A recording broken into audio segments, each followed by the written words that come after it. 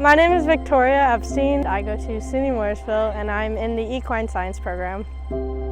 I chose SUNY Morrisville for equine because of the hands-on environment and just the smaller class sizes, so if I needed help in classes I could get them.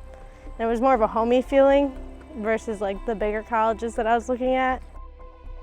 In our break-in and training program, every year, every semester, you get a different horse so that you get the chance to get on a different type of horse every semester and grow like your overall abilities. In your senior year, they focus you on the type of horse that you really do good on and where you're gonna go for your internship. My first internship, I traveled. I went to Oklahoma, I went to Georgia. I went everywhere to horse shows and worked at horse shows with a quarter horse trainer.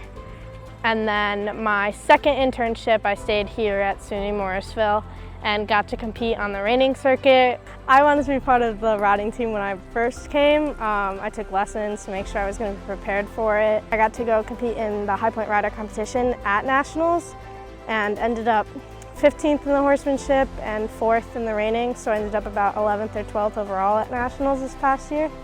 So that was pretty exciting, and that was my only Nationals I'll ever get to do, so it was fun.